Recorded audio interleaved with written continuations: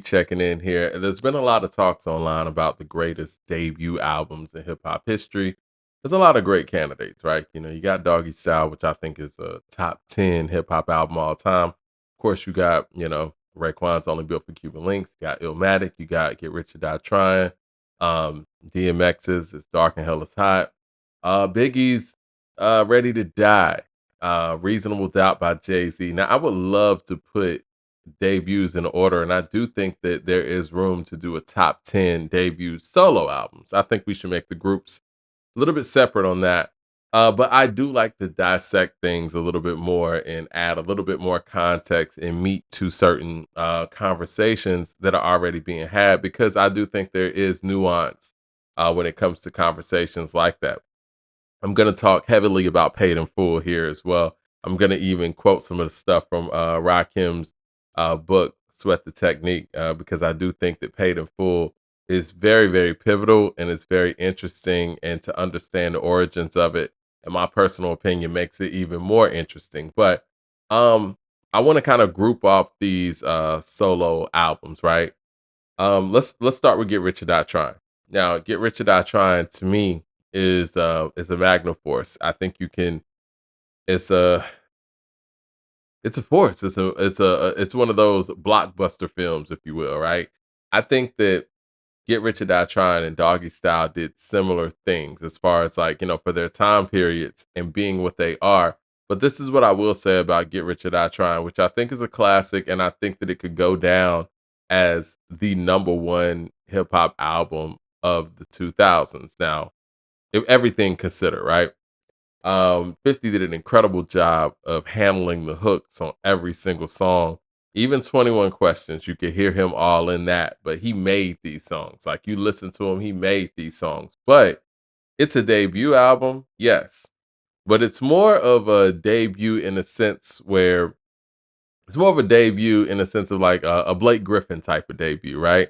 Now, for those who don't know, Blake Griffin got Rookie of the Year, technically his second year because he was injured his first year. John Wall was also in that rookie season as well.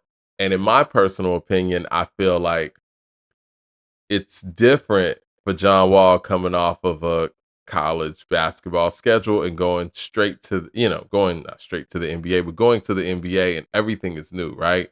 As opposed to Blake Griffin, who, even though he was injured and didn't see the court his rookie year, he had the travel, he had the NBA workouts. He was able to get used to that regimen and just jump on the court. And I think that learning curve is a little different. Now, I say that in reference to 50 Cent in the sense where he was with Columbia, he was signed to Columbia, he had Power of the Dollar done, he had singles out there, he had a song with Destiny's Child. He had done this before, you know what I'm saying? So it's like, even though this was his debut album, technically with Get Rich or Die Trying, he goes in there as a seasoned artist that's a rookie, if you will. So he was able to knock Get Rich or Die Trying out the park with that, added on experience. Now let's go to DMX's It's Dark and Hell is Hot. And I found it very interesting on Joe and Jada's podcast where Jada was saying a lot of the rhymes that were on Get Rich or Die Trying, excuse me, It's Dark and Hell is Hot from DMX. He had heard before, and DMX was already a legend out there in Yonkers or whatnot. And there's no knock to that. That's great. And that's probably one of the reasons why he was able to knock out two very dope albums, damn near classic albums in 1 year, because he did have material that was built up. And that's not abnormal either. But again, DMX had been around for a minute. He was signed to Rough House. He like Jada said, he was a legend out there in Yonkers. So him getting in the studio doing Get Rich or Die, see, why I keep saying that? Getting in the studio to do It's Dark and Hell is Hot, he knew what he was doing. He was a veteran going in there, knocking out his debut album, similar to Jay-Z with Reasonable Doubt, even though Jay had, kind of polished his style and got a whole new style, in relation to what we heard on, I Can't Get With That and, the um, Flavor, not Flavor Unit, original Flavor records and stuff like that. He switched it up, but he's still a veteran on that. Only Built for Cuban Links. I kind of grouped that in a sense similar to what Doggy Style was for Snoop. It was kind of an all hands on deck thing. It was, co-starring Ghostface as well. And the clan was just red hot. RZA was red hot on the production of it. Everybody gave Ray their best because Ray brings the best out of everybody because consistently you're gonna get the best out of Ray. To me, one of you guys' strongest verses ever is on Only Built for Cuban Links. One of Inspector's strongest features is on Only Built for Cuban Links. It's like poisonous paragraph, smash the phonograph and have it be the inspector deck on a warpath. Method Man giving a classic, one all-time great hook on Ice Cream. Method Man on Wu Gambino's. I mean, I could go on and on with, and not to mention Nas with the verbal intercourse feature. I could go on and on about, how All Hands on Deck, Only Built for Cuban Links was, which to me makes it a top 5 hip hop album all time. But if we're talking about debuts, I want to kind of, think about those things in nuance, right? Doggy Style, similar thing. Snoop's clearly the star. Snoop is taking over the show. Snoop not only comes to Doggy Style with chronic experience, but that's also experience recording with Dre in the way that him and Dre developed their rhythm. Not to mention the RBXs and the DLCs and the Dog Pound, the Daz, and all the contributions there. It's just again with all of those moving parts being at the high level that they were.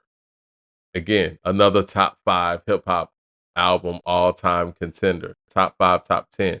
To me, and this is me, I feel like collectives make the best music. When you look at Tribe, when you look at Outkast or Organized Noise and the rest of the Dungeon family, when you look at Public Enemy and all the moving parts there with the Bomb Squad and all that, like groups, collectives make the best projects. It's never one person going in there making magic. And that's very rare. It happens, but it's very rare. Ready to Die. Let's talk about Ready to Die. Ready to Die sounds like it was recorded over a series of periods of time, but really wasn't that huge of a span of time. It was just the fact that Biggie was elevating and growing so fast. And to me, the remixes really elevate that album. The One More Chance remix, of course, the adding Who Shot Ya elevates it. And it's because Biggie kept getting better and better by damn near by the day. And so the original album itself, great album, classic album. I think that, and it gives you depth and everything too.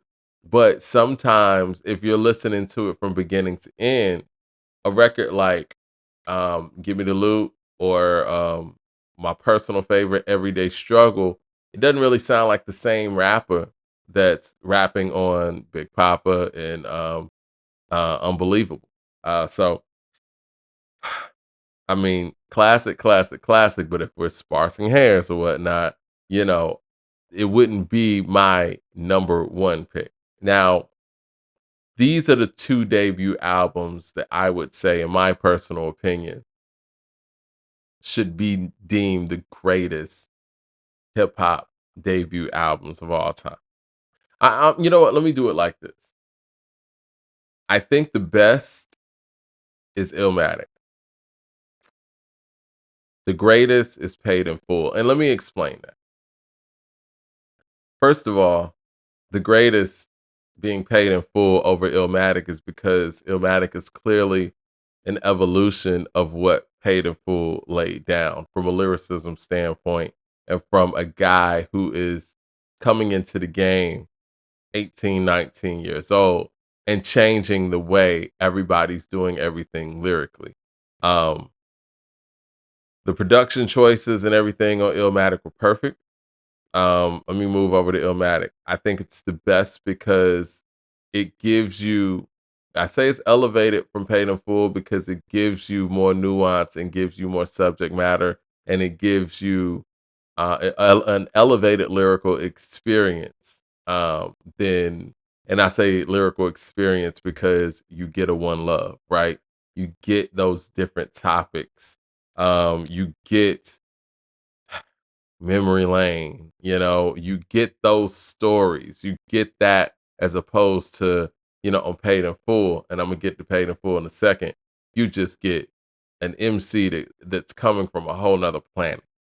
Um, so for that reason, and the only thing that Illmatic can be knocked for is not having the hits. And in 1994, the type of songs that are quote unquote hip hop hits, it does accomplish that. And honestly, hip hop at its core, whether people like it or not, it's really not about the hits. The record industry is about the hits. And I've always said this on this channel. Um, Singles are going to sell albums. And that is the reason why, Illmatic was outsold by Ready to Die and Southern Playalistic. Those albums, 94, they had radio friendly singles that were going to get them that type of exposure and airplay for people to go buy the albums, more so than, Illmatic just being more so of a core hip hop fans um great something that would draw the core fans, right? And that's not going to always draw the numbers. We know that. And that's why really numbers in hip hop is really not a part of the argument. Now, if you want to add that to a certain part of criteria, like I do when I do my rundowns, fine, but you're going to have to add other things on top of that. Now, Illmatic, we know from a production standpoint, it's coming off of all the producers that are working on there are coming off of great efforts. Pete Rock's coming off of a great effort. DJ Premier is coming off of a great effort. Large Professor's coming off of a great effort. And Q-Tip is coming off of Midnight Marauders, man. I mean, Illmatic gives you everything. There's not a weak verse on there. It's not a weak song on there. AZ's the only feature on there, so it's damn near a solo mission. And when he comes in there and gives his part of Illmatic, it's one of the best features of all time. So it's not flawed in that way. I used to think One Time for Your Mind was a flaw, but now I look back at One Time for Your Mind, and that is the only time capsule on that album. That album, I mean, that song sounds like the demo era for Nas. And I'm glad they included that era on that album because it's kind of like what Outkast did with putting West Savannah on Aquemini, or I would say, recreating a type of nostalgia what they did with Spaghetti Junction on Stankonia. But yes, even One Time for Your Mind gives you that feel, and it's a one of a kind Nas record that honestly just a kid having fun. And to me, it's probably the truest debut. Now, commercially, matching up to Get Rich or Die Trying and Stark and Hell is Hot, Doggy Style, Ready to Die. Yeah, commercially it gets blown out the water. But if we're just talking about just from a quality standpoint, and you're talking about something that has aged incredibly well, it's timeless, from a 17, 18, 19-year-old, and I only say it in those spans because he was those ages writing this album.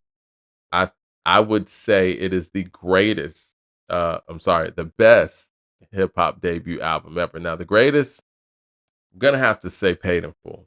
And I've been reading Rakim's book, and it's just so fascinating how this whole thing came together. I want to read some of the parts, right? This is from the chapter where he says, this is from the chapter From the Park to the Studio. And for the people who ain't got the book, check it out, man. It's Rakim. Of course, you got to support. But anyway, Rakim's like, I began my senior year of high school thinking about my next move. Was going to Stony Brook University to play quarterback. The head coach said that it was possible that I could start as a freshman. I planned to go to college and focus on football, not rapping. That's crazy, man. At DJ Maniac's house, I made a beat and rhymed over it for 60 minutes, filling up both sides of the Memorex tape. My plan was to play that tape when I got to college to let everyone know who I was as an MC. I wasn't going to battle everyone there. I just play that tape so they all know who the best MC on campus was. So I could shut the whole conversation down and get back to football. This tape, guys, and spoiler alert, this tape is like my melody. You know what I'm saying? He used these rhymes from that tape. I'll continue on. A few days after I made that tape, my homeboy Alvin Tony knocked on my door with some tall guy I didn't know hovering over me, hovering behind him. Excuse me. Alvin was my dude, but I used to tell my friends, if you come to my crib, come by yourself, or definitely don't bring nobody I don't know. I opened the door and gave Alvin a look to kill, which he kindly might have interpreted as, "What do you think you're doing?" "Yo, come outside for a minute," he said, in a sense, violating my trust. I got my shorts on, man. I said hesitantly, "This guy knows Marley Marl and Mr. Magic." He's talking about Eric B. Alvin said, he wanted to make a record.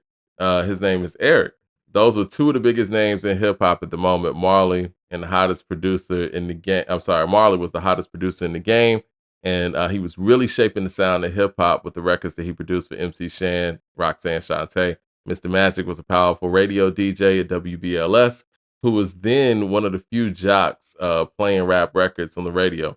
Someone who knew both of them had to be for real. That was Eric B. Okay. So long story short, Eric B heard the tape.